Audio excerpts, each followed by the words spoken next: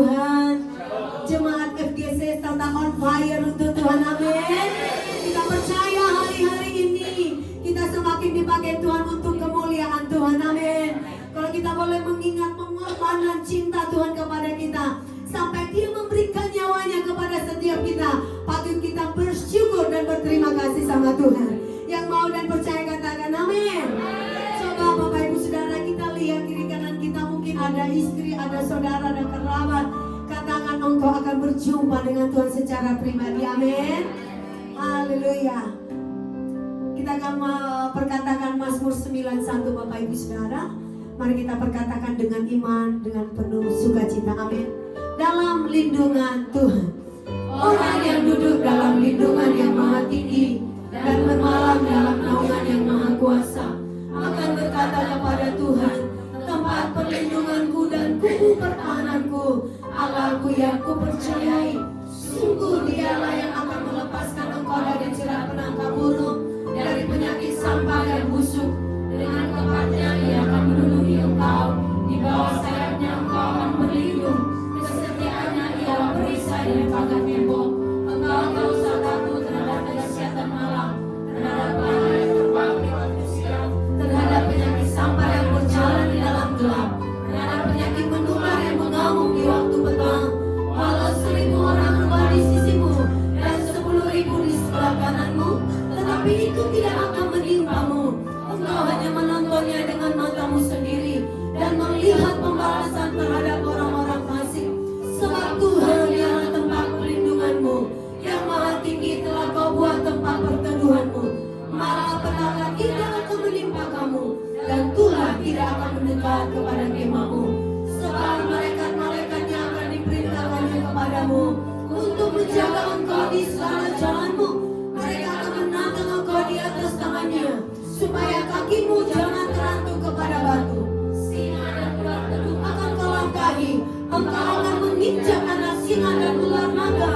Sungguh hatinya melekat kepadaku, maka aku akan meluputkannya.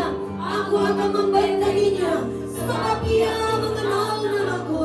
Bila ia berseru kepadaku, aku akan menjawab. Aku akan menyertai dia dalam kesesakan. Aku akan meluputkannya dan memuliakannya. Dengan panjang umur akan kukenyangkan dia, dan akan kuperlihatkan kepadanya keselamatan daripadaku. Mari kita berikan tepuk tangan, dua ucapan syukur. Haleluya. Dan kita perkatakan apa yang dimaksud Pentakosta ketiga. 1. Pentakosta ketiga adalah pencurahan Roh Kudus yang dahsyat di zaman ini, melebihi yang terjadi di Azusa Street. 2. Pentakosta ketiga akan mengakibatkan penuaian jiwa yang terbesar dan yang terakhir sebelum Tuhan Yesus datang kembali. 3. Pentakosta ketiga akan membangkitkan generasi Yeremia, yaitu anak-anak muda yang dipenuhi Roh Kudus, cinta mati-matian kepada Tuhan Yesus, tidak kompromi terhadap dosa, dan akan bergerak untuk memenangkan jiwa. 4. Pentakosta ketiga lahir di Indonesia dan bergerak ke bangsa-bangsa. Gerakan ini dari timur ke barat dan akan kembali ke Yerusalem. 5. Pentakosta ketiga akan memberikan kuasa untuk menyelesaikan amanat agung, dan setelah itu Tuhan Yesus datang kembali. Mari saudara-saudara buat Tuhan Yesus lebih dahsyat lagi, saudara-saudara. Haleluya. Tengah dalam hadirat Tuhan, silakan duduk Bapak Ibu Saudaraku. Mari kita nikmati hadirat Tuhan siang hari ini. Naikkan syukurmu kepada Tuhan. Mari angkat suaramu, bersyukurlah sebab Dia baik. Kami bersyukur ya Allah. Kami angkat syukur kami. Kami bersyukur ya Allah. Engkau baik, sangat baik.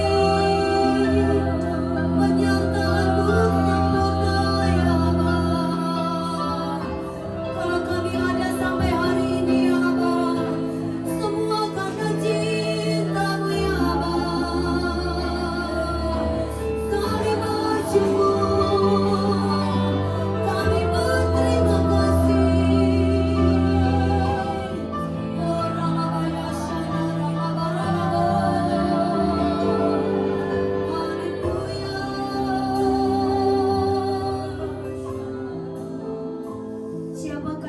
naik ke gunung kudusnya Tuhan.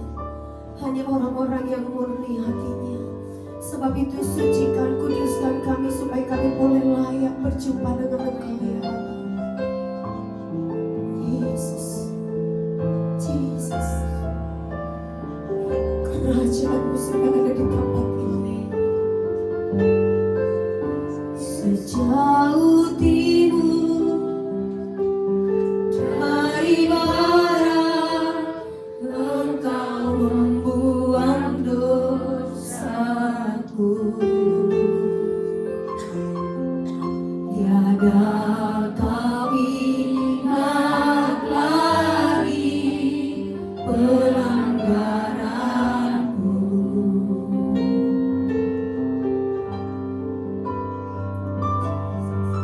Jauh ke dalam tubir laut, Kau melemparkan dosaku. Tiada Kau perhitungkan kesalahanku. Betapa besar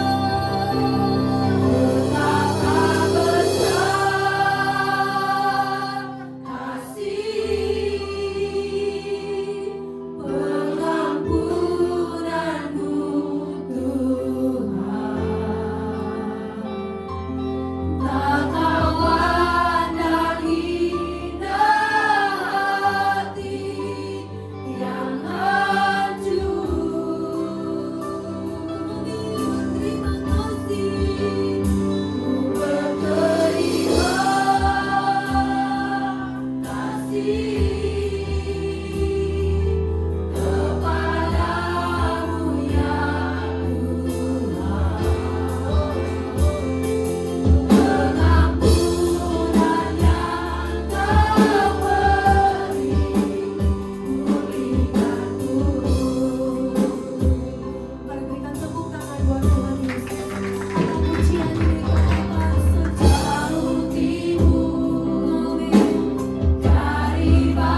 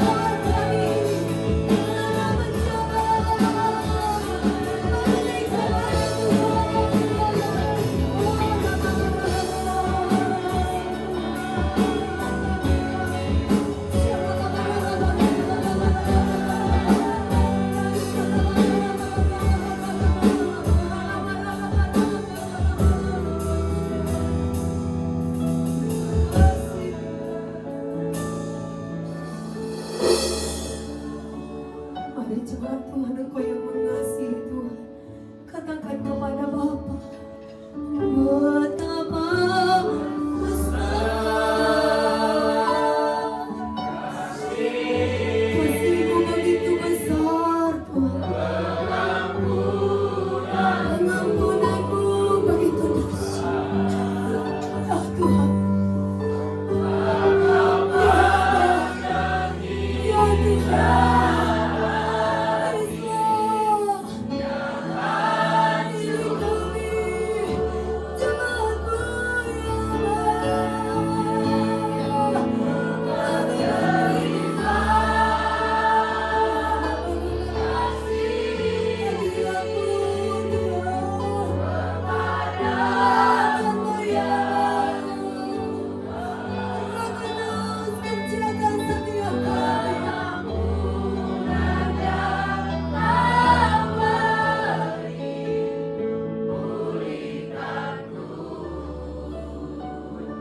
Mari dengan sungguh jemaat Tuhan kita lebih lagi katakan sama Tuhan.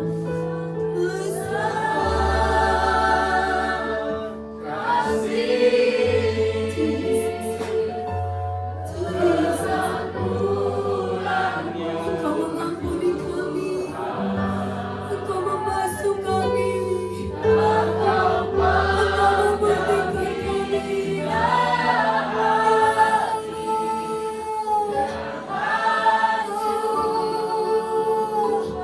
Kami berterima kasih Bapa.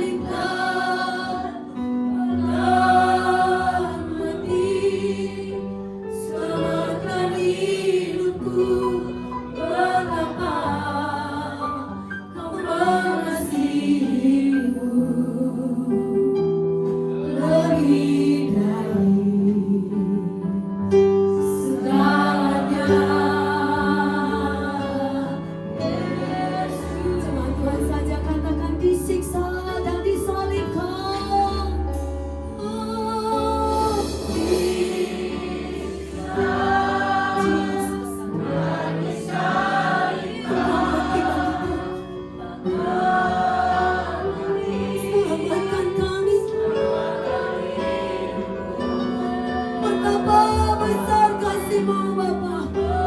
Mengasihi kami ya Bapa. Selamanya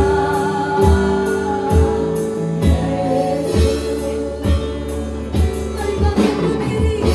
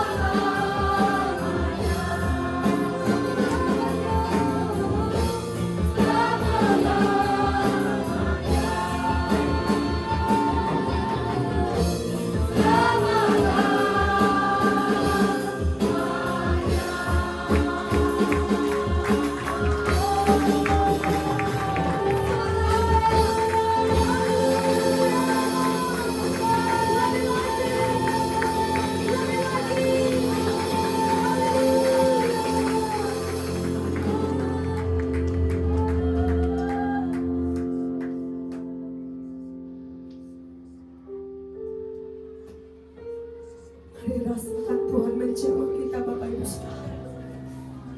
Waktu pujian penyembahan kita angkat, mujizat kesembuhan sudah terjadi. Percayai dan iman itu terjadi. Terjadi kesembuhan, mujizat.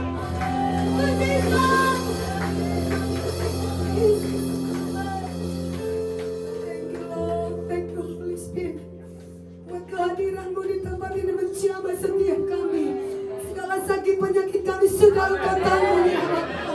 Terpuji-pujilah Engkau Bapa, dan tiba saatnya kami akan bersorak-sorai meninggikan Engkau. Tanda sukacita kami kepada Tuhan. Dalam nama Yesus yang percaya katakan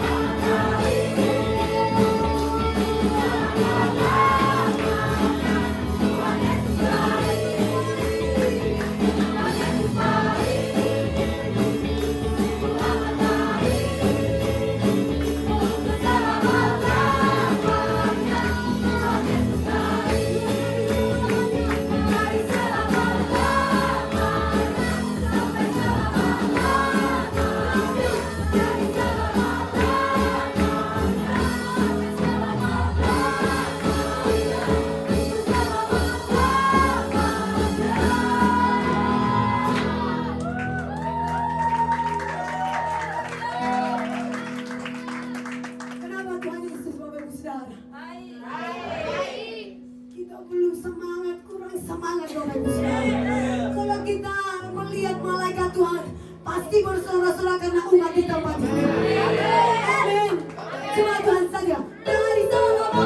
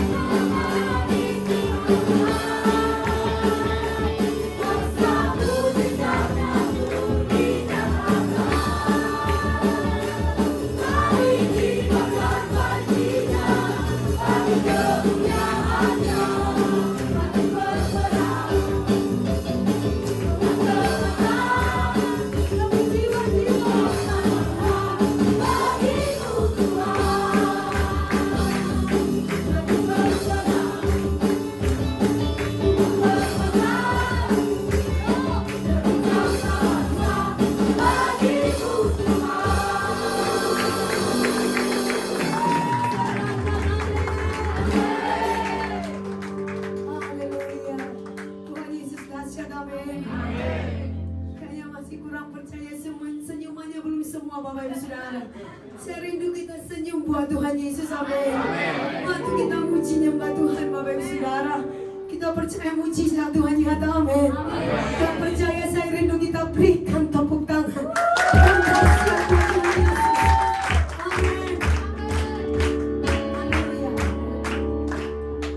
Terima kasih, kita terus dalam hadirat Tuhan. Silakan duduk Bapak Ibu Saudara. Haleluya, Tuhan Yesus baik. Kita saat ini kita akan memberikan persembahan yang terbaik buat Tuhan. Mari berikan dengan hati yang bersyukur kepada Tuhan. Mari kita bersatu dalam doa. Bapa, terima kasih ya Tuhan. Kami sudah memuji menyembah Engkau. Dari segenap jiwa hati kami, kekuatan kami boleh memuji menyembah Engkau Raja-Ku. Ya Allahku, ya Bapa-Ku. Nanti masanya Tuhan kami akan mendengarkan isi hati-Mu yang disampaikan oleh hamba-Mu. Buka hati kami, buka telinga kami, berikan kami hati seorang murid supaya dengar akan Engkau. Urapi secara khusus hamba-Mu ya Tuhan. Nanti masanya ya Bapa, kami akan memberikan yang terbaik. Berkati persembahan ini menjadi doa yang harum di hadapan-Mu. Kami siap memberi dengan sukacita dalam nama Yesus. Yang siap katakan amin. Amin. Boleh maju ke depan. Karya terbesar dalam hidupku, pengorbananmu yang selamatkanku.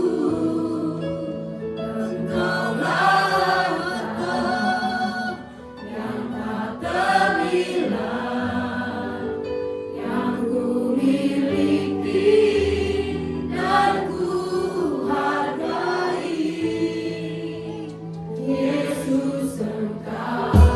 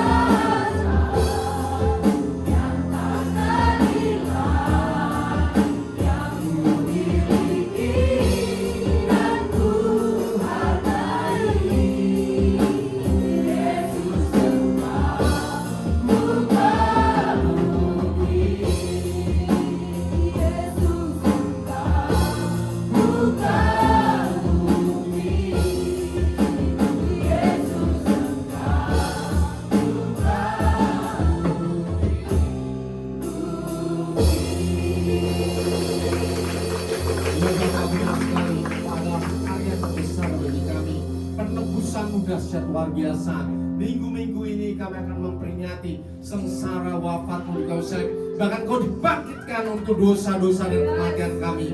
Sekarang ya Bapa, kami mau terus bertekun dan pengajarmu yang dahsyat, yang penuh kuasa dan ajaib di dalam nama Tuhan Yesus.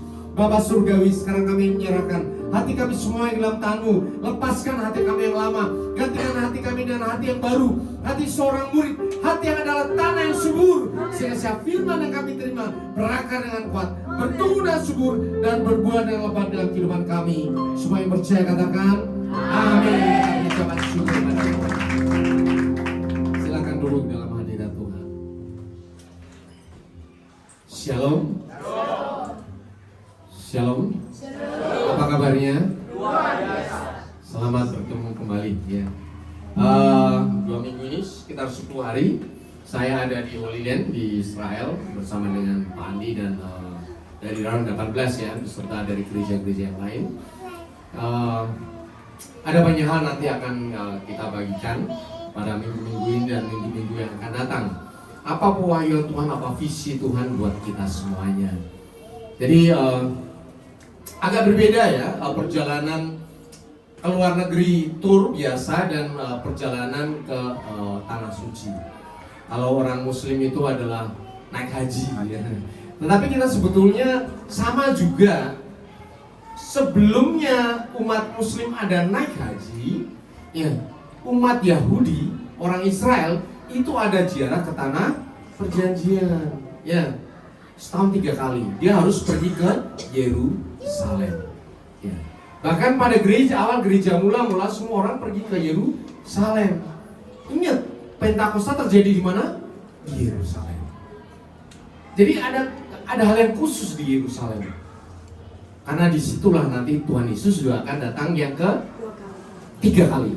Wah, kalau kedua kali di awan-awan tidak menginjakkan kaki di bumi. Tetapi yang ketiga kali menginjakkan kaki di bumi itu di gerbang timur. Di gerbang timur. Karena Alkitab berkata seperti itu. Jadi Yerusalem ada tempat yang sangat khusus. Ya, kita akan masuk di dalam tema kita kali ini adalah the sacrifice.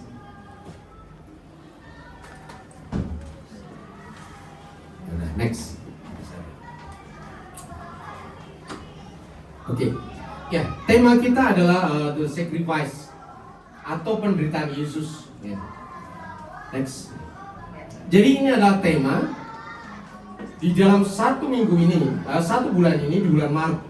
Bulan Maret yang pertama adalah tentu saja hari ini adalah pelayanan hari Minggu. Next. Kemudian tanggal 29 di hari Jumat Agung, itu hari Jumat besok ya. Sebentar lagi kita akan memperingati, kita akan beribadah lagi di tempat ini. Kita akan ada perjamuan kudus untuk memperingati sengsara wafat Tuhan Yesus. Next. Kemudian di akhirnya pada hari Minggu kita akan memperingati hari Paskah, yaitu hari kebangkitan Tuhan Yesus dari mati. Kenapa gereja mengangkat tema penderitaan Tuhan Yesus? Karena masa-masa ini adalah masa-masa menjelang penyaliban Tuhan Yesus. Tuhan Yesus sudah mulai dalam masuk penderitaan. Umat Katolik merayakan minggu ini sebagai Minggu Palem. Ya. Minggu Palem di mana Tuhan Yesus dilulukan untuk masuk ke dalam Yerusalem. Jadi Tuhan Yesus masuk ke Yerusalem, kemudian semua orang membawa daun palem untuk memperingati, merayakan Tuhan Yesus datang sebagai Raja. Tapi sebenarnya berbeda. Tuhan Yesus datang bukan untuk menyelamatkan umat Israel dari bangsa Romawi, tetapi menyelamatkan umat manusia dari dosa. Nah sebetulnya kalau kita tahu penderitaan Tuhan Yesus itu bukan nanti, bukan sekarang ini, ya, bukan ketika Tuhan Yesus diserahkan, ditangkap oleh imam-imam kepala, bukan. Tetapi semenjak awal dilahirkan, Tuhan Yesus sudah dalam penderitaan. Next. Kita sudah memperingati bahwa Tuhan Yesus lahir di mana? Di kandang domba. Di kandang domba. Kenapa di kandang domba? Kenapa di kandang domba? Ya. Itu harus kita pahami sampai sepaham-pahamnya. Kenapa Tuhan Yesus di kandang? Kayak orang nggak ada kerjaan gitu. Kenapa penyelamat juru selamat justru lahirnya di kandang domba? Tetapi sebetulnya itu adalah pergantian domba Paskah dengan dirinya sendiri. Next.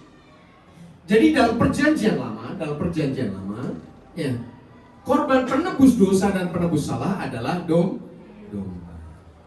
Jadi sehari 2 kali bangsa Israel harus memotong dan membakar domba di atas mezbah sampai habis. Jadi sehari 2 kali. Bahkan kemudian hari-hari perayaan ada juga pemotongan domba-domba Paskah, termasuk juga dalam penebusan tahunan, ya, penebusan dosa tahunan itu ada. Jadi tujuannya untuk apa? Secara harafiah memang untuk menghapus dosa manusia. Yang meneruskan adalah saudara kita, ya, umat Muslim. Dia potong korban, ya. Tapi Tuhan Yesus sudah menggantikan posisi domba itu, kambing itu, menjadi apa? Dirinya sendiri. Makanya dirinya sendiri harus lahirnya juga di palungan, di tempat di mana domba ini nanti akan dikorbankan. Lama sekali dari zaman dulu saya nggak paham kenapa Tuhan Yesus mesti lahir di kandang domba. Ternyata ada tujuannya. Tuhan Yesus ingin menggantikan domba ini dengan dirinya sendiri. Dan kalau menggantikan kambing ini dengan dirinya sendiri, artinya bukan di istana dong. Ya, bukan di istana raja, tapi di tempat di mana domba itu dilahirkan. Jadi, domba ini lahirnya di Bethlehem. Kenapa di Bethlehem? Karena Bethlehem adalah tempat penggembalaan domba-domba bagi korban di bait suci. Tolong pahami. Kenapa Bethlehem? Karena Bethlehem adalah apa? Tempat penggembalaan domba-domba untuk bait suci, bukan di tempat lain. Jadi ingat ya, pada zaman dahulu, pada zaman itu Israel itu masih padang gurun, bukan seperti sekarang ini, ya, masih padang gurun. Nah, kalau tanahnya datar kayak gini, begitu kena angin langsung jadi gurun pasir, langsung jadi gurun pasir. Tetapi Bethlehem itu ada bergunung-gunung dan bukit-bukit batu. Sehingga ketika angin terkena kepada bukit-bukit batu itu, tidak semuanya menjadi padang gurun, masih ada tanah-tanah yang bisa menumbuhkan rumput. Jangan pernah berpikir di tanah padang gurun itu seperti di Indonesia. Saya itu masih kepanasan terus karena di sana itu 4 derajat, sedangkan di sini 26 derajat. Ya. Jadi di daerah Israel, Mesir, Arab itu padang gurun. Padang gurun itu artinya apa? Anginnya angin kering. Semua yang terkena angin itu mati langsung. Kecuali memang diairi terus menerus. Makanya ada oase yang ada pohon-pohonnya. Hanya tempat di mana ada air, di situ ada tumbuhan. Tetapi di tempat tidak ada air, langsung jadi padang gurun. Sedangkan Bethlehem ini bergunung-gunung, bukit-bukit batu. Sehingga di sela-sela bukit ini selalu ada rumput. Jadi bisa dipahami ya, kenapa kok di Bethlehem? Karena Bethlehem itu adalah tempat penggembalaan untuk domba-domba pemotongan di bait suci. Coba bayangkan, sehari 2 kali. Berarti 1 tahun berapa yang harus dipotong? Ya kan? Itu sekitar 730 domba yang harus dipotong untuk bait suci. Makanya Tuhan Yesus pun lahirnya di Bethlehem. Di mana? Di palungan. Kenapa di palungan? Karena Tuhan Yesus menggantikan domba untuk penebusan dosa umat manusia. Bedanya, kalau domba yang dipotong harus 730 ya. Tetapi kalau Tuhan Yesus sekali untuk selama-lamanya. Ada amin? Amen. Jadi ada perbedaan yang jelas sekali. Next. Kalau kita, puji Tuhan, kita datangnya selalu dari Mesir. Dari Mesir ke Israel, baru kemudian ke Yordania. Di Mesir itu alamnya seperti ini, karena masih padang gurun. Ingat ya, padang gurun itu anginnya angin kering. Apapun yang kena angin itu pasti akan mati. Dan dia akan jadi pasir. Ini di mana-mana di sepanjang jalan, kalau di Mesir lihatnya padang gurun. Tapi herannya, begitu masuk Israel, next, jadi seperti ini. Jadi seperti ada batasnya. Ini Mesir, kemudian masuk ke Israel seperti ini. Ya. Bukan berarti bahwa Israel itu tiba-tiba jadi subur, tidak, bukan. Ini zaman modern ya. Kalau kalian melihat di Israel, sepanjang lereng gunung ada pohon-pohon, ada rumput-rumput ya. Itu karena apa? Karena pengairan. Pengairannya pakai selang hitam-hitam. Jadi kalau kita semuanya deketin, dibuka di tanah itu pasti ada selang semuanya. Selang semuanya. Dan selang itu adalah untuk meneteskan air. Bahkan untuk nungguin rumput sekalipun harus ada pengairan. Kalau nggak ada selang air itu rumputnya hilang, langsung hilang. Jadi bisa dibayangkan berapa juta kilometer selang untuk nungguin rumput di sepanjang bukit ini, bahkan pohon-pohonan. Ya, tour guide ngomong pohon kurma di Israel itu banyak sekali, dan kurmanya manis-manis ya. Nanti kita bagi kurma. Kenapa kurmanya bisa manis-manis? Karena memang tumbuhnya di daerah dataran kering. Tetapi kenapa bisa tumbuh kurma? Karena diairing. Satu pohon itu 1000 liter. 1000 liter untuk bisa nungguin kurma yang bagus. Ya, yang manis. Artinya apa? Kehidupan di sana itu penuh teknologi yang paling tinggi di dunia. Sepanjang jalan itu ada perkebunan pisang, perkebunan mangga. Di gurun pasir, bayangin. Di gurun pasir, perkebunan mangga, perkebunan pisang, ya. Apa aja buah di seluruh dunia ada di situ. Karena apa? Tuhan memberkati mereka semuanya cerdas. Jadi beda. Begitu Mesir, gurun pasir, begitu masuk itu udah hijau semuanya. Karena teknologinya tinggi. Ya, ini bukan karena mujizat turun dari langit, bukan ya. Itu karena teknologi yang dahsyat. Dan teknologi yang biayanya sangat tinggi. Karena apa? Untuk bisa dapat air, dia destilasi air dari Laut Mediterania dirubah menjadi air tawar. Itulah kehebatan bangsa Israel. Next. Kemudian penderitaan yang kedua. Ya, ketika Tuhan Yesus dilahirkan, kemudian kita tahu orang Majus datang. Ya, dia tanya Herodes tempatnya di mana, di Bethlehem. Ya. Setelah itu orang Majus dikasih tahu Tuhan melalui mimpi, jangan kembali ke Herodes, tapi langsung pulang. Dan ketika itu terjadi, Herodes marah. Dan dia kemudian memerintahkan pasukan-pasukan pembunuh untuk membunuh Tuhan Yesus. Anak di Bethlehem, semua harus dibunuh. Malam harinya, malaikat Tuhan menemui Yusuf. Jadi kalau kita tahu, Bapak Yusuf itu orang yang punya kepekaan roh yang tinggi. Ya, bahkan dia harus pergi kemana malaikat Tuhan datang menemui dia dalam mimpi, kemudian dia akan melakukan tepat seperti yang diminta oleh malaikat Tuhan. Dan saya baru tahu Tuhan Yesus beserta keluarga kudus Maria, Yusuf dan Tuhan Yesus mengungsi ke Mesir itu ternyata berapa? 3,5 tahun. Gereja Kristen kan nggak paham kan? Ya. Saya baru tahu ketika pergi ke Mesir. Kenapa? Di Mesir itu banyak sekali gereja-gereja tempat Tuhan Yesus tinggal di sana selama 3,5 tahun. Ya, itu menunjukkan bahwa ketika Tuhan Yesus dilahirkan pun sudah dikejar-kejar akan dibunuh. Ingat ya, zaman dahulu kalau raja sudah mau bunuh dia akan mengirimkan pasukan assassins namanya. Pasukan pembunuh itu ngejar sampai dimanapun. Ya, banyak sekali cerita di Alkitab. Ketika Nabi membuatkan sesuatu raja yang nggak suka, diburu Nabi itu. Ya, sampai di Mesir ditangkap, dibunuh. Apalagi laki-laki dan perempuan yang bukan Nabi, yang jalannya pakai keledai. Tuhan Yesus, Maria dan Yusuf, dia diburu. Ketika Herodes masih hidup, pemburuan tidak pernah berhenti. Dan itu masanya 3,5 tahun. Next.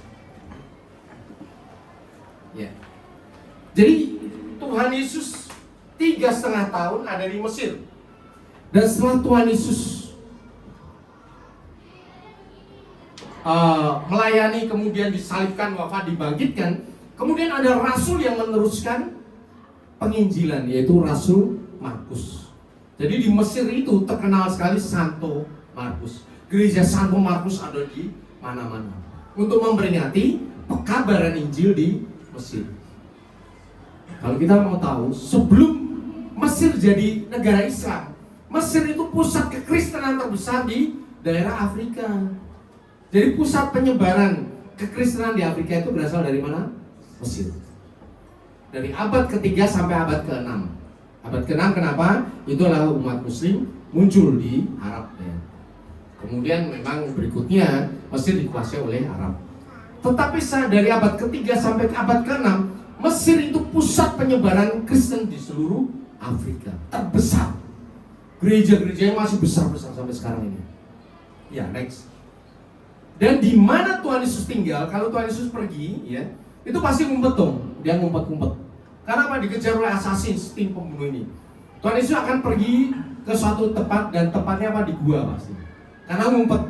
Dia nggak bisa di rumah penduduk, pasti ditangkap, dibunuh. Ya. Nah, hebatnya apa? Ketika ada di dalam gua itu pasti ada sumur. Keren ya? Mana ada gua ada sumurnya. Tetapi tempat Tuhan Yesus masuk ke gua itu, di situ selalu ada sumur. Dan sumur itu masih hidup sampai sekarang ini. Ya. Jadi di tempat-tempat gereja-gereja yang dibuatkan gereja besar di atasnya, ada lorong di bawah tanah, ya. Itu adalah tempat Tuhan Yesus tinggal selama 3,5 tahun. Di situ selalu ada sumur keluarga kudus. Dan hebatnya, sumurnya masih hidup sampai sekarang ini. Dan semua orang Mesir berkata, Mesir diberkati karena selama 3,5 tahun mereka menerima keluarga kudus. Ada amin. Dan kita apalagi, ya. Kita menerima keluarga kudus Tuhan Yesus di dalam kehidupan kita sepanjang hidup kita. Pasti kita akan lebih lagi diberi. Amin. Amin. Next. Penderitaan Yesus berikutnya, ya. Waktu itu kita pergi ke Mount of Precipice, Gunung Tebing, ya, Gunung Tebing. Jadi Gunung Tebing itu adalah gunung di mana samping Nazaret, di mana Tuhan Yesus mau didorong. Kenapa didorong? Karena di awal pelayanannya Tuhan Yesus membuka kitab Nabi Yesaya bahwa semuanya sudah digenapi. Itu umur 30 tahun ketika Tuhan Yesus memulai pelayanan. Kemudian semua orang marah, kemudian dibawa ke Gunung Tebing ini, the Mount of Precipice, mau didorong. Bayangkan, pertama kali pelayanan pun sudah ditolak. Jadi kita melihat gunungnya tebing, gunung ini tinggi, kemudian di samping Nazaret. Jadi Tuhan Yesus lahirnya di mana? Di Bethlehem. Kemudian Tuhan Yesus mengungsi di mana? Mesir selama 3,5 tahun. Kemudian setelah Herodes mati, malaikat Tuhan menampakkan diri kepada Yusuf. Ya, yang mau membunuh engkau sudah mati, pulang ke Israel. Kemudian dia pulang Israel. Ya. Dan ketika penggantinya, ya, anaknya Herodes, maka Yusuf tidak mau tinggal di Bethlehem lagi, tetapi dia memutuskan pergi naik ke utara ke arah Galilea, ke kota Nazaret. Jadi kota Nazaret itu ada di provinsi Galilea. Jadi kalau kita mikir Galilea itu adalah Jawa Barat lah, ya. Jawa Barat. Dia ada di provinsi Galilea. Tempatnya di Nazaret. Tuhan Yesus tinggal di sana selama 30 tahun. Jadi dari masa kecil sampai masa 30 tahun, Tuhan Yesus tinggal di mana? Di Nazaret. Nazaret itu apa? Kota papanya, ya, mamanya. Tinggal di situ, ada rumahnya, rumah Yusuf. Jadi kita bersyukur bahwa ada gereja Katolik. Gereja Katolik itu suka membangun tempat-tempat ziarah. Jadi di mana ada bekas rumahnya Tuhan Yesus, di situ dibangun gereja gede. Di mana tempat apa dibangun gereja gede. Di mana tempat Tuhan Yesus naik ke surga dibangun gereja. Ya, dimanapun dibangun gereja. Ya memang setelah umat Katolik berkembang besar, kemudian muncul Islam, ya. Pada saat itu mereka melebarkan kekuasaannya, banyak gereja-gereja yang dihancurkan. Tetapi setelah itu mereka membangun lagi, dibangun lagi. Kalau bisa dibeli, dibeli lagi. Ya. Jadi Roma Katolik, ya, itu membeli lagi tanah-tanah itu, dibeli lagi. Bahkan ketika Kekaisaran Ottoman mulai redup, mulai di itu tempat-tempat ziarah dibeli lagi, dibangun gereja lagi.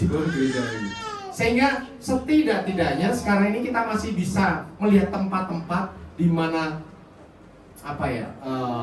peristiwa-peristiwa di Alkitab itu terjadi. Termasuk di sini Mount of Precipice. Ya. Jadi Tuhan Yesus di Nazaret selama berapa? 30 tahun. Sampai dia mau mengawali apa? Pelayanannya. Ketika dia mau mulai pelayanannya, apa yang terjadi? Dia mau dijatuhin dari gunung ini. Terus apa yang terjadi? Tuhan Yesus tidak meneruskan di Nazaret. Kenapa? Karena Tuhan Yesus ditolak di Nazaret. Makanya Tuhan Yesus pindah ke Kapernaum. Disitulah Tuhan Yesus melayani selama 3 tahun. Kenapa pindah ke Kapernaum? Alasannya karena Tuhan Yesus ditolak di Nazaret. Jadi Bapak Ibu Saudara, kalau kau ditolak, gak usah khawatir, pergi aja ke tempat lain. Karena di situ Tuhan akan menunjuk, ya. Disitulah engkau akan melayani. Tuhan Yesus sendiri pun setelah 30 tahun di kampungnya sendiri, dia ditolak, pergi dia. Pergi ke Kapernaum, disitulah selama 3 tahun Tuhan melayani. Kebetulan Kapernaum itu samping danau Galilea persis. Sehingga Tuhan Yesus memilih murid-muridnya, 11 orang murid itu berasal dari danau Galilea. Dan 1 orang murid berasal dari Keriot. Keriot itu dekat Yerusalem. Dan namanya adalah Yudas Iskariot. Jadi 11 orang daerah Galilea, hanya 1 orang. Kenapa 1 orang? Karena yang paling pintar dia. Karena dia akuntan, ya. Siapa di sini akuntan paling pintar, ya, bertobat, ya. Karena jadi Yudas. Jadi dari 11 orang murid, dari 12 orang murid, hanya 1 orang yang bukan berasal dari wilayah Galilea. Kita bisa tahu seperti itu karena udah datang ke situ, lihat sendiri, oh, bisa merasakan, bisa mengalami apa yang dilihat oleh Tuhan Yesus. Bahkan yang berikutnya dalam sepanjang pelayanannya, Tuhan Yesus dituduh dengan jahat sekali. Di sini Tuhan Yesus dituduh apa? Tidak waras. Dalam Markus 3:21 dikatakan, waktu kaum keluarganya mendengar hal itu, mereka datang hendak mengambil dia sebab kata mereka, ia tidak waras lagi. Masih ingat ketika Tuhan Yesus di satu rumah penuh banyak orang, Tuhan mengajar, membuat mukjizat. Ternyata di rumahnya di Nazaret, orang dari bait suci, para imam datang kasih hoaks sama dia. Anakmu itu udah nggak waras. Tolong tangkap, ya. Tolong jangan boleh ngajar lagi. Makanya mamanya sama saudara-saudaranya mendatangi rumah itu untuk apa? Mengambil Tuhan Yesus supaya tidak mengajar lagi. Kenapa? Karena dikatakan tidak waras lagi. Tapi apa kata Tuhan Yesus? Siapa ibuku? Ini ibuku. Siapa saudaraku laki-laki dan perempuan? Ini saudaraku laki-laki dan perempuan. Yaitu mereka yang mendengar dan melakukan firman Tuhan. Bapak Ibu saudara adalah saudara saya di dalam Tuhan. Ya, kalau engkau ditolak saudaramu karena melayani Tuhan, teruslah layani Tuhan, karena Tuhan pun juga mengalami hal yang sama. Dikatakan tidak waras, itu serem banget, ya. Mau ditangkap oleh mamanya, oleh saudara-saudara. Next. Kemudian yang terakhir dalam kehidupan dia, ya, Tuhan Yesus ditangkap oleh muridnya sendiri. Jadi yang menangkap, yang memberitahu adalah siapa? Yudas. Karena di Taman Getsemani itu banyak pohon zaitun, ya, olive tree. Kemudian gelap, masa itu belum ada lampu, masih pakai obor. Ya, yang tahu sosoknya siapa itu hanya Yudas, karena malam-malam. Sehingga Yudas ngomong sama imam kepala, orang yang kupeluk dan kucium itu adalah Yesus. Tangkaplah dia. Jadi Tuhan Yesus dikhianati oleh muridnya sendiri. Apakah Tuhan tidak tahu kalau dia akan dikhianati? Tuhan tahu. Tapi Tuhan menyerahkan nyawanya bagi penebusan kita melalui siapa? Yudas itu. Kalau di tengah-tengah keluarga kita, di tengah-tengah pelayanan kita, ada orang-orang yang aneh-aneh, udah biarin aja, ya. Yudas itu akan menerima upahnya sendiri, ya. Oke. Sementara kita adalah upahnya melayani Tuhan. Biarkan mereka berjalan dengan destiny-nya sendiri. Karena memang selalu ada, dimanapun pelayanan selalu ada. Bahkan saya pun selama pelayanan juga mengalami orang yang dekat sama kita pun, wah ini ya, itu hal yang biasa. Dulu saya sedih, tetapi setelah tahu bahwa Tuhan Yesus pun mengalami yang sama, bagi saya tidak ada apa-apa. Oh, berkat saya berasal dari Tuhan, bukan berasal dari manusia. Ada amin? Berkat Bapak Ibu Saudara bukan berasal dari manusia, tapi berasal dari Tuhan. Kalau engkau dikhianati, engkau diserang, engkau dikatakan yang jahat, bersyukur dan bersuka citalah karena Tuhan Yesus sudah mengalami lebih dahulu. Dan yang terakhir, sebelum disalibkan, next.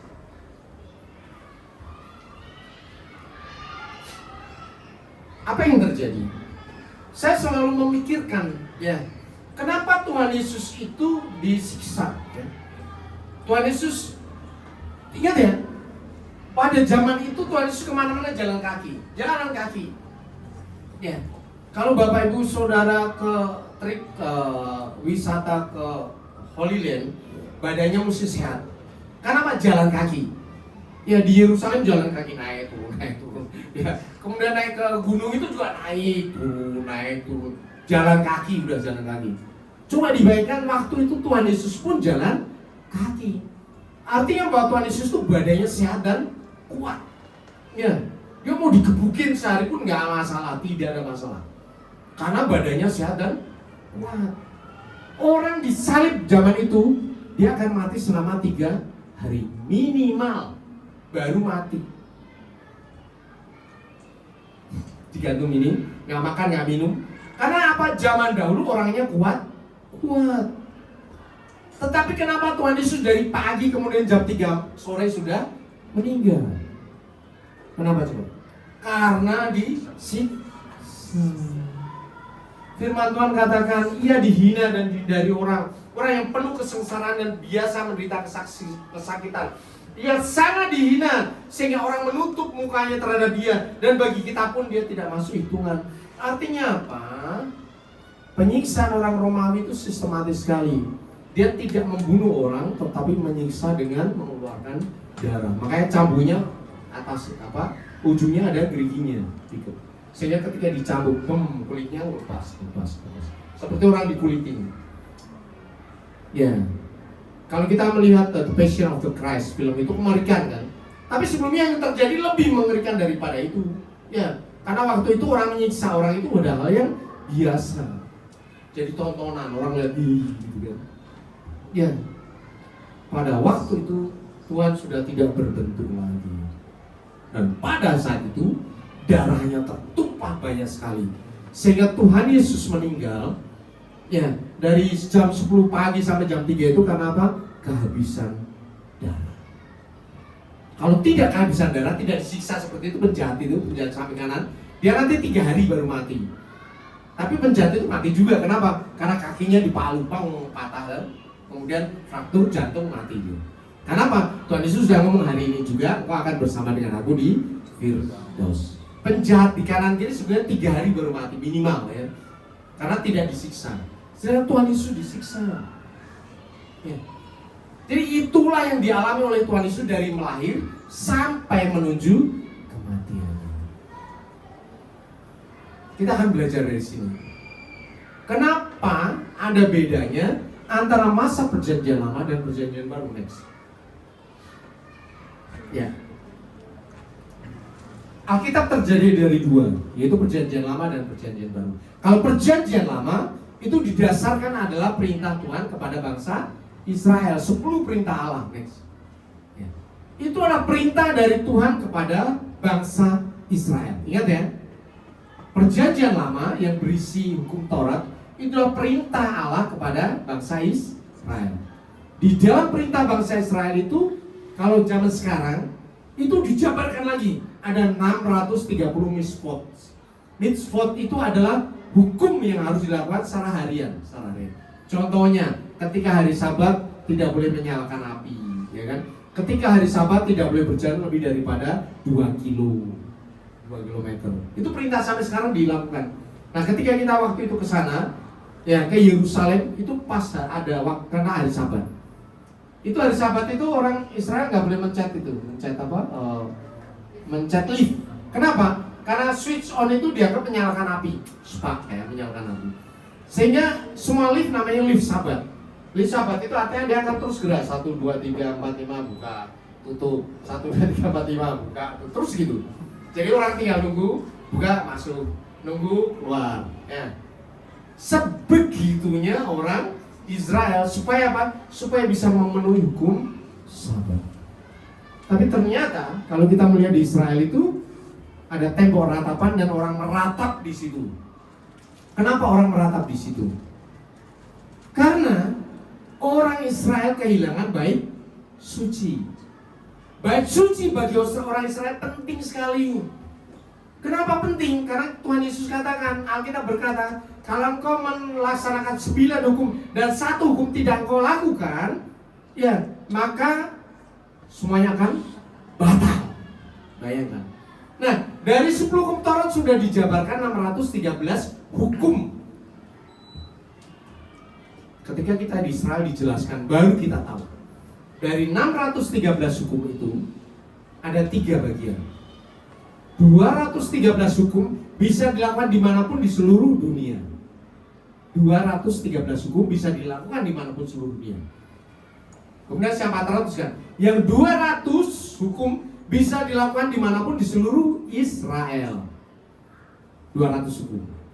Nah, yang 200 hukum lagi hanya bisa dilakukan di mana? Di bait suci. Penyerahan anak 8 tahun, penyerahan anak 12 tahun, itu tidak bisa dilakukan dimanapun kecuali di bait suci.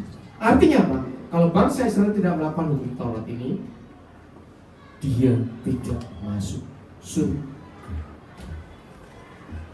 Serem kan? Makanya dia terus meratap kapan bait suci terjadi. Bahkan bakar korban api dan petang bisanya di mana? Di bait suci. Dosa mereka tidak ditebus loh.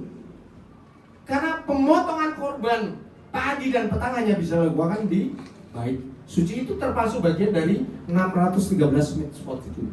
Sehingga dia terus meratap kapan bait suci terjadi. Itulah sebabnya bangsa Israel mati-matian pengen mendirikan bait suci. Supaya apa? Dia bisa masuk. Sedangkan kita bagaimana? Next. Ya. Tuhan Yesus katakan 8 sabda bahagia. Kepada siapa next?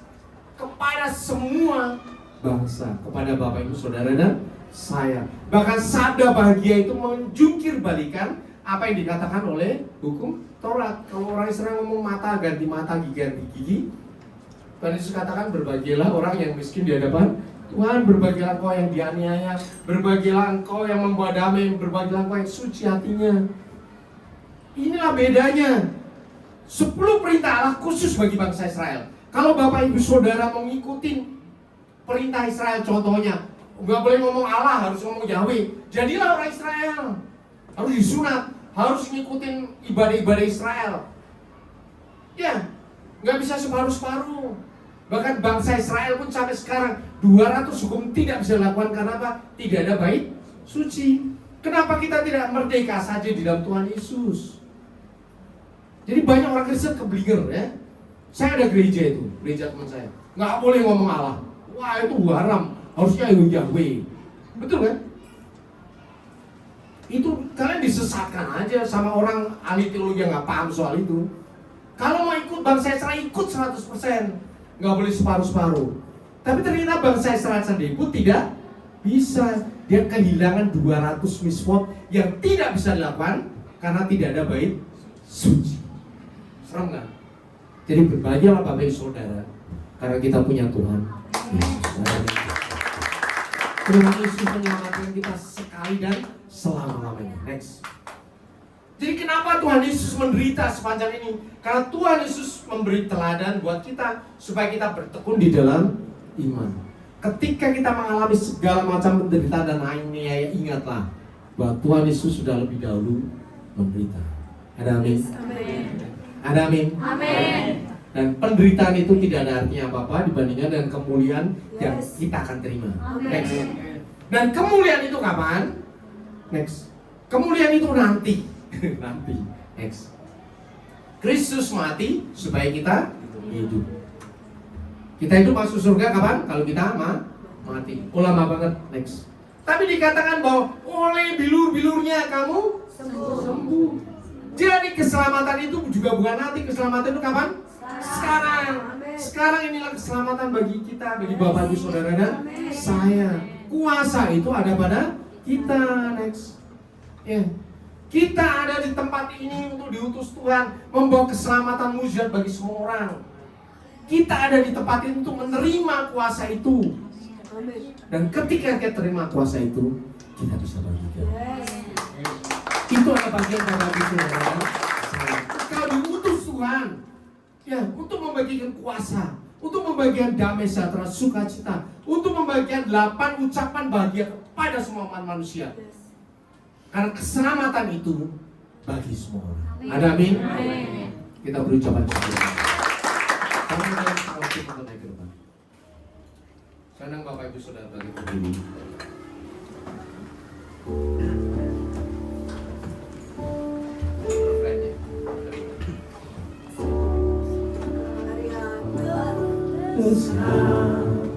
Dalam hidupku, pengorbananmu yang selamatkanku, Engkaulah harta yang tak ternilai yang ku miliki dan ku hargai.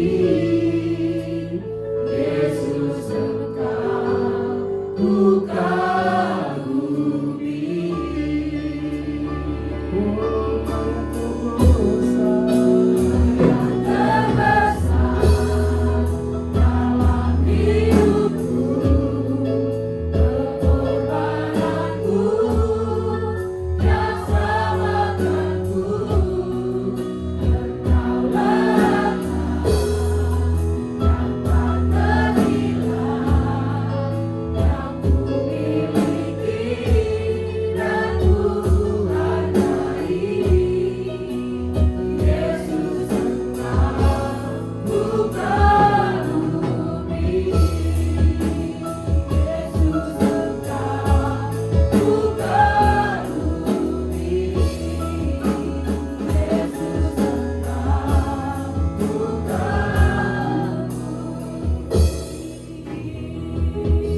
Benar ya Bapak, Kau dahsyat, padahal teladan bagi kami. Kau sudah menderita bagi kami. Kalau Engkau diutus Tuhan untuk menebus dosa, makanya kematian saja yang Kau berikan. Tapi bukan itu, Kau tidak hanya memberikan kematian nyawamu bagi penebusan dosa kami, tapi Kau menyerahkan tubuhmu. Kau menanggung penderitaan sejak Kau dilahirkan sampai Kau disalibkan. Semua penderitaan, bahkan tubuhmu tercabi-cabi. Kami sekarang ini belajar bahwa segala sesuatu yang Kau alami itu bagi kami. Bukan nanti ketika kami mati masuk surga, tapi sekarang ini kami bisa mengklaim ya Bapak, segala sesuatu yang kami hadapi Tuhan sudah selesaikan di dalam tubuhmu sendiri dalam nama Tuhan Yesus. Bapak Surgawi, iman kami akan berkata bahwa oleh bilur-bilurmu kami sembuh. Dan sekarang ini ya Bapak, semua doa-doa kami naik ke hadapan-Mu. Semua pengharapan kami naik kepadamu. Ketika kami masih hidup di dunia ini, segala doa-doa kami dijawab oleh tubuh Kristus. Karena Tuhan Yesus ada di dunia untuk menjawab segala kebutuhan hidup kami. Bukan saja nanti, tetapi sekarang ini. Supaya kami bisa menjadi saksi bagi semua manusia. Mujizat itu ada pada kami, kuasa itu ada pada kami. Sekarang tercurah Engkau dalam nama Tuhan Yesus. Nyatakanlah kasih Tuhan bagi semua orang. Doakan semua orang yang sakit, sembuhkanlah orang yang sakit, hiburkanlah orang yang berduka. Tuhan memberkati engkau. Pengutusan itu ada padamu. Karena Tuhan Yesus sudah menderita bagi di dunia ini, bagi engkau, bagi saudara dan saya. Dan sekarang ini bagianmu untuk menerima kuasa yang dahsyat dari surga dan membagikan kepada semua orang. Bapak Surgawi, hamba-Mu sekarang yang berhenti berkata-kata, tetapi Roh Kudus dalam diri kami akan terus menyatakan setiap kebenaran firman Tuhan yang nyata, dahsyat dan ajaib kepada semua manusia. Terpuji-pujilah nama Engkau selamanya. Di dalam nama Tuhan Yesus, semua yang percaya dan sudah diberkati katakan amin. Silakan Bapak Ibu Saudara duduk.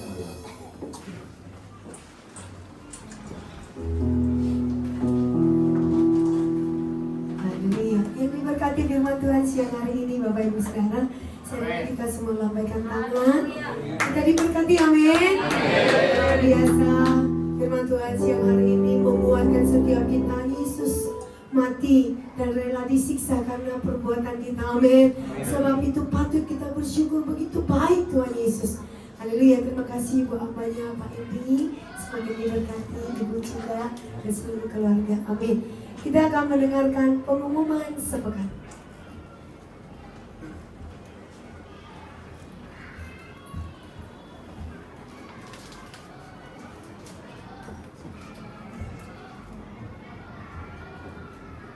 Shalom Bapak Saudara. Shalom. Saudara diberkati Tuhan, amin. Amin. Kami segenap pekerja dan jemaat GBI FGC Keten Cibito mengucapkan terima kasih atas firman yang disampaikan namanya Pak Edi dari saudara juga. Ya, kami undang Bapak Ibu Saudara yang baru pertama kali hadir tempat ini, kami undang berdiri. Ya kan? Ya, kita sambut dengan Tuhan.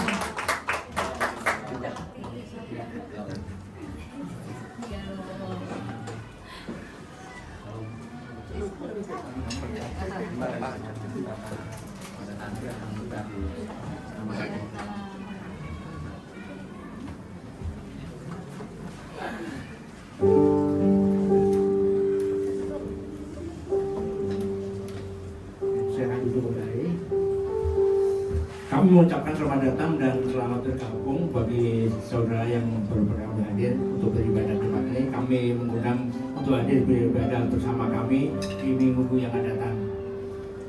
Ibadah raya setiap hari Minggu pukul 10 pagi di tempat ini disertai dengan ibadah sholat Minggu.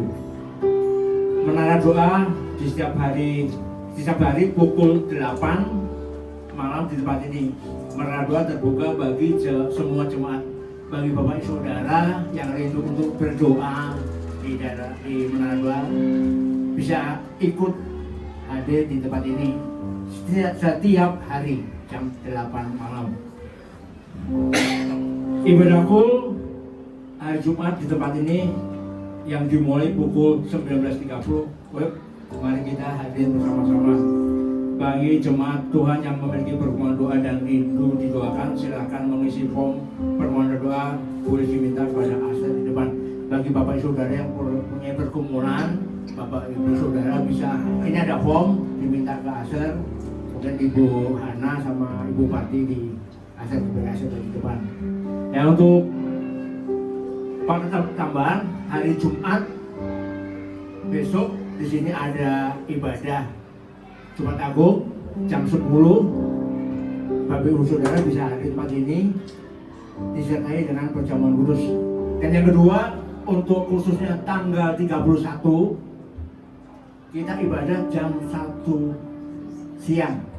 Ya, khusus hanya tanggal 31 aja untuk ada peresmian gereja tempat ini. Ya, bagi Bapak Saudara, sekali lagi saya ingatkan kembali untuk tanggal 31, khususnya hanya 31 ya, ibadah jam 1 siang. Untuk minggu berikutnya kita kembali jam 10. Sehingga warga jemaat pagi ini Tuhan Yesus memberkati. Haleluya, Tuhan Yesus baik, amin. Jangan untuk kita bangkit berdiri sebelum kita closing, kita memuji lebih lagi Tuhan, amin. Kita diberkati oleh Tuhan, haleluya.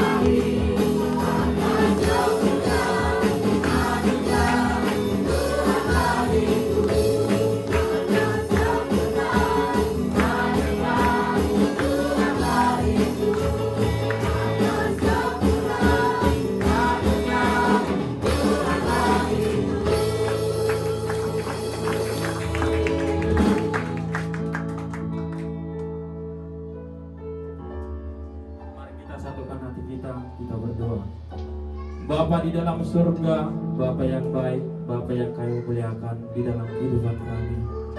Terima kasih Tuhan buat kebaikan Tuhan atas hidup kami, sehingga kami pada saat hari ini Tuhan, kami bisa bersama berkumpul beribadah memuliakan nama Tuhan. Terima kasih Tuhan buat ibadah kami di siang hari ini Tuhan bisa berjalan dengan penuh sukacita Tuhan. Terima kasih Tuhan, biarlah melalui pujian dan penyembahan kami nama Tuhan dipermuliakan dan kami semakin mendekat kepada Tuhan dan lebih mengenalkan Tuhan di dalam kehidupan kami. Terima kasih Tuhan, dan begitu juga buat firman dan kebenaran firman Tuhan yang telah kami dengarkan Tuhan. Biarlah firman itu Tuhan menjadi berkat dan menjadi rema dan menjadi kekuatan kami di dalam kehidupan kami Tuhan. Terima kasih Tuhan, terpujilah nama Tuhan, dan terima kasih Tuhan buat firman yang telah disampaikan hamba-Mu Pak Indri Tuhan. Berkati hamba-Mu ini Tuhan, Pak Indri Tuhan, berkati pelayanannya, berkati pekerjaannya, berkati rumah tangganya, dan begitu juga Bu Indri Tuhan, berikan kesehatan dan panjang umur dan berkat yang luar biasa daripada Tuhan terjadi dalam kehidupan mereka. Berkati juga anak-anaknya Tuhan. Terima kasih Tuhan, dan begitu juga buat Pak Pompi dan Ibu Ruth Tuhan di tempat ini Tuhan. Berkati mereka Tuhan, biarlah Tuhan berikan hikmat, kebijaksanaan dan kemampuan daripada Tuhan, dan kiranya Tuhan berkati pelayanannya, berkati rumah tangganya, berkati pekerjaannya juga Tuhan, dan berkati anak-anaknya Tuhan. Terima kasih Tuhan, dan begitu juga buat kami yang di sini yang mengambil bagian melayani Tuhan. Berkati Tuhan WL Singer dan pemusik dan semua yang mengambil bagian untuk melayani Tuhan. Berkati Tuhan pelayanan setiap kami, berkati pekerjaan kami, dan begitu juga Tuhan berkati rumah tangga kami Tuhan. Terima kasih Tuhan, dan begitu juga buat Pak Andi Markus Tuhan, Kepala Rayon Tuhan. Biarlah Tuhan memberkati, biarlah kiranya Tuhan memberikan hikmat, kebijaksanaan, dan kiranya Tuhan berikan kesehatan pada umur, dan begitu juga buat rumah tangganya dan beserta wakil-wakilnya Tuhan berkati Tuhan. Terima kasih Tuhan, dan begitu juga buat bangsa dan negara kami Tuhan. Berkati dari pimpinan tertinggi dan begitu juga sampai RT RW. Biarlah Tuhan memberikan hikmat, kebijaksanaan, biarlah negara ini dipimpin dengan sesuai dengan jalannya Tuhan. Terima kasih Tuhan, dan begitu juga kami yang ada di sini Tuhan. Kiranya berkati kami Tuhan, jemaat-jemaat yang ada di sini. Kami percaya, kami datang di sini, kami bisa pulang berbeda Tuhan, karena sukacita Tuhan dan mujizat Tuhan sudah kami rasakan Tuhan. Berkati setiap kehidupan kami, berkati pekerjaan kami Tuhan.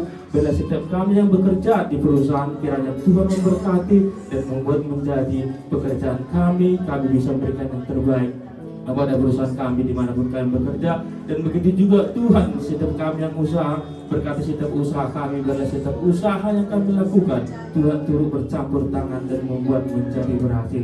Dan begitu juga buat anak-anak kami yang ada di sini Tuhan, semua Tuhan, berkati tumbuh kembangnya, berkati di dalam studinya. Biarlah Tuhan anak yang takut akan Tuhan, anak yang diberkati Tuhan. Dan begitu juga Tuhan, segala dosa yang kami perbuat, baik sengaja maupun tidak sengaja, biarlah Tuhan mengampuninya, supaya kami semakin layak di hadapan Tuhan, layak menerima berkat yang Kau berikan kepada kami. Dan begitu juga Tuhan, kami akan pulang nanti dari tempat ini. Berkati kami dalam perjalanan kami, biarlah sukacita daripada Tuhan kami selalu bawa kemanapun kami berada, dan begitu juga kami bisa menjadi berkat. Terima kasih Tuhan, dan begitu juga kami akan mengakhiri acara ibadah kami pada saat hari ini Tuhan. Kami akan berdoa seperti yang Tuhan ajarkan kepada kami.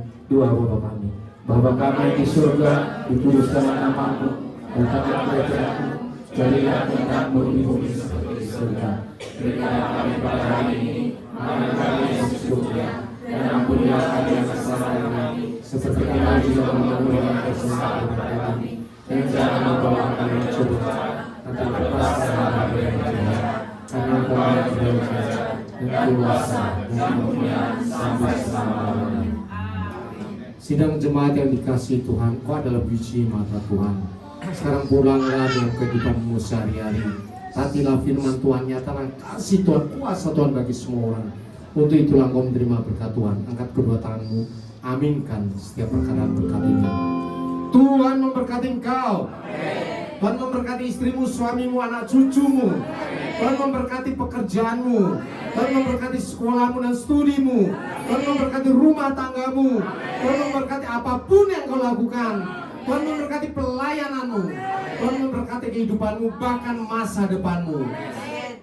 Kasih karunia dari Allah Bapa dan damai sejahtera dari Tuhan Yesus serta persekutuan yang manis dengan Roh Kudus menyertai kehidupanmu dari sekarang sampai Maranatha. Tuhan Yesus datang 2 kali menjemput kita di awan-awan yang permai, bahkan sampai selama-lamanya.